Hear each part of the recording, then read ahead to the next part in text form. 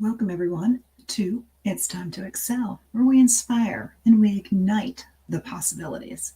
So good to have you here today. And of course, we are continuing our topic of conversation because, after all, we are trying to make sure that you can wrap your arms around your money and not have to wonder where it went because those pesky squirrels love to take off with your profits. So, this is one of the areas that we really want to take an opportunity and figure out how can we use the tools that are available to us to make sure we know exactly where his money's going, or in Dave Ramsey's words, you know what? Tell your money where to go instead of wondering where it went. So, as I said, welcome. And after all, we are here to kind of explore some of that. So, let's get started and kind of walk our way through it. Last couple of weeks, we kind of talked about the importance of a budget, kind of what are the pieces of the budget, what all needs to go in it.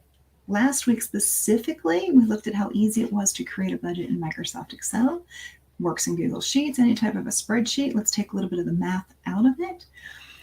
And I often get the question about apps because you know what? There's an app for everything. No matter where we turn, there's an app for that. And so is there budgeting apps? Of course there are. I actually did a little bit of research on that, and just for curiosity's sake, to see there is listing upon listing upon listing of different options. You can Google it and kind of find them. I don't have a lot of experience with them, but you know what? I do have a little bit. So I figured I'd share what I knew and kind of give you some thoughts on the subject as far as the apps that are available for you for budgeting. So we talked about the budgeting being the best option you're going to have for a crystal ball as to how your business is going to do, what you expect your business to do, what direction you're heading in, what direction you'd like to steer your business in. So I started looking out, and two particular apps kind of popped up pretty regular. And one was called Mint, which is actually affiliated with Quickbooks, or Intuit, I shouldn't say Quickbooks. They're affiliated with Intuit. And from what little bit of research that I saw, it allowed you to connect into self-employed. As a business owner, let's definitely have a conversation before you decide which version of QuickBooks Online you want to go for, because each version has its plus and minuses. Each version has different features, bells and whistles, and it depends on your business which is best for you. So thinking about that, we need to kind of look and see what our options are. But interestingly enough, Mint does connect with QuickBooks Self-Employed, which I found was very, very interesting. Now, if you're a growing entrepreneur, we may have a discussion before you decide on self-employed. At least be advised and be aware of its limitations, its specifics, its strengths before you make the decision for your business. But personal-wise, it is a great little opportunity to find out where is your money going. They talk about different things. The other one that I actually do have a little bit of a background with is Every Dollar from Dave Ramsey. Years ago, I went ahead and utilized that when I was teaching my son to kind of learn how to budget some things. Amazing how the software is there. So what we did is we kind of connected when he was younger. I was trying to help him to learn how to budget some of that. Younger kids, little stuff to go. We tried hard. And he worked his way through it for a little while. But one thing I did is we also did it and opened it up to our staff and had an opportunity across bank-wide. It was one of the programs that we had offered because we had gone through the Dave Ramsey course and had an opportunity to really take full advantage of the Every Dollar app. So, of course, I had to use it. My staff was using it. I wanted to see how it was working. I used it on the personal side. And typically what I had been doing on a regular basis, the software was helping me to do that. So what does that mean? It means you're tracking everything. Every single thing that you spend, every single thing that you money coming in, guess what? You got to track it. And you got to put it into those buckets, those categories, just like we were talking about before. So on the personal side, I think those apps are really, really great. On the business side, I'm not quite sure. I know like when I was using it, the Every Dollar was great for personal side. On my business, I needed more specifics, I needed more customizability, and I didn't want to have to rekey stuff. So there may be some connectivity. This has been years ago, so I don't know a whole lot about that, but I want you to be thinking something. So what I wanted to share is what I do know about and what I do for my business. So let's take it. Yes, there's an app for that. There's pros and cons with every single app that you want to try, check out, do, and you can spend all day checking out what app can I do this today? What app does this? What app does that? And you can drive yourself a little bit crazy. So let's take it to the business level and let's take a step back. Yes, I'm sure those apps will work. There's different options that are there. Definitely something to exploit. You start where you're at. You guys know my philosophy. You've got to start where you're at. Start somewhere. So what I want to encourage you, and often Microsoft Excel works, but guess what? We talked about you had to have the data in there to know what those numbers are. So, of course, I'm going to bring this back to QuickBooks because I want to share with you a little feature in QuickBooks that you might not have realized was at your fingertips, depending on what little version you're on in QuickBooks Online. So I'm going to go ahead and share a screen because, of course, the benefit of QuickBooks or any type of accounting software is so that you have reports available. And the cool thing with QuickBooks, as we've kind of looked at sometimes before, is you can connect directly into your bank account because you will have a separate business and checking. That's one of my little sticking points. You need to make sure those money is not intermingled. So we can connect your business account to your QuickBooks. We can connect your business credit card, business savings. You get the idea. Anything business related, we can connect all those pieces, and we can go out to the respective sites and download those transactions for us. Remember, as they're coming in, we actually categorize those transactions on the spot. As soon as you get in, you can do it from your phone, your tablet, your computer, whatever works. So once we get those all categorized, so that's money coming in, money going out, because everything is flowing through those accounts that are business. So now that we've got that available, the whole reason for doing that is so that we have a report. We need a report. So let's go ahead. I'm going to add this in. This is just the demo, having some fun with it. And this, of course, is simply a profit and loss statement.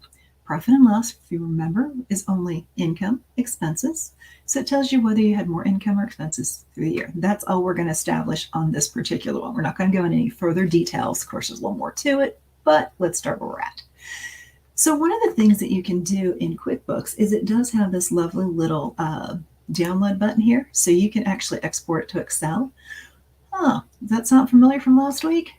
So you can actually export this information into an Excel spreadsheet, and then you can take that information and bring it into your budget, because remember last week we created one. So there's ways to work that in and make that very simplistic, simple, easy to go.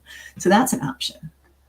If you're looking at just categories, if you keep in mind, if we're not breaking out some of this, maybe we're just doing high level. Notice how I can collapse the information in. Yeah, we need a little bit more detail than that. So it just depends on what direction we're going in, how far we want to go. We're skipping cost of goods. We're not talking about that today. But we have the different incomes. So we can just simply key these numbers if we need to. We can see exactly what we need. So we just need these end numbers. We don't need all the details behind it. We need the grand total for the month. And remember, a budget's simply a plan. It's simply a plan to figure out the direction that we want to go in and to help us get to the direction that we need to go in. So thinking about that. So as we're looking at that, we can put this information directly in there. And we can use Excel and we can start looking at it. So we prepare at the beginning of the month of what we think is going to happen. We compare at the end of the month to what actually did happen. And that can be 2 columns in Microsoft Excel. That's simple. That is definitely an option. But let's take it one further, because as I said, I promised a little feature in QuickBooks that you might not know that you already have. As part of as part of QuickBooks Online Plus version, you actually have a budgeting tool available. So what we can do is they actually have a budgeting grid. Look at that. We can say 2022 budget. Look at that. We can go, which fiscal year are we looking at? What month? Okay, yeah, do I want to pre-fill data? We can go and look through all of this information. And I'm not going to pre-fill anything. What could I pre-fill? We could actually use our data from last year if we wanted to. We could pull in data from this year and get started. You can start with a clean slate. We're going to start with a clean slate today.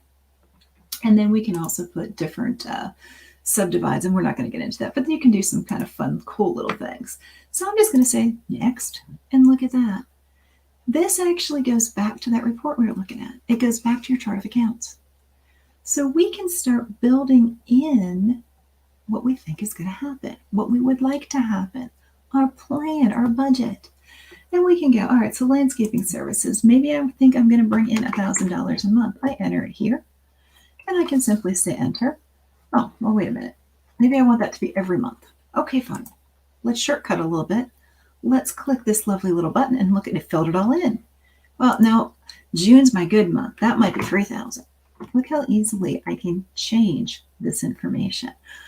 August is a really good month for me, so maybe it's 5,000. Starting to see the options that are available. In addition to that, you can see that it's totaling all this up. We can see about what it's going to cost for materials. So if I'm going to do $1,000 of things, let's just talk about decks and patios. That's what we're going to work on here. Let's see if I can get this. It looks like we're jamming up. Yay. So come on, let's go. There it goes. So let's just put job materials, and maybe it's going to cost me $250 for the months here. So let's start here.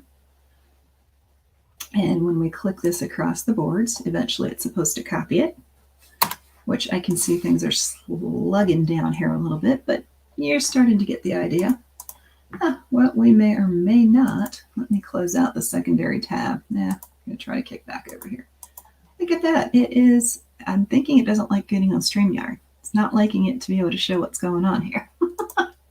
So apparently it's jamming up, but I think you're starting to see what we can do. So if this thing will allow me to save, which it very well may not,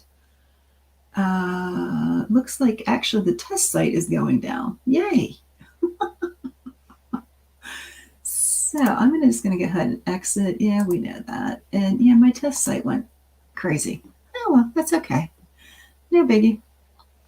We'll come back in. It's just our little sample company, and we'll just reset it. Hopefully that doesn't happen, but you know what? It's a computer. Things happen. And we get used to it. So we're just going to go add a budget. I was trying to shortcut that, but there we go. Hey, we're back. Budget 2022. We're looking at that. We're not going to pre-fill any data. We are simply just going to go to next. We are going to bring this in. I'm going to try to shortchange this really quickly so you can see what's going on. There it goes. Let's put some fees in here, and I'm just going to try to get a couple of numbers in here, maybe with $100 here.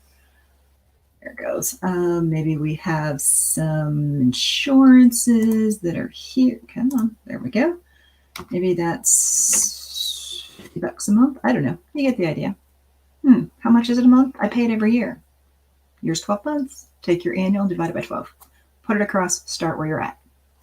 We can always adjust these. As I mentioned, you can come in and say, hey, well, wait a minute. This is actually going to be a little bit better in June.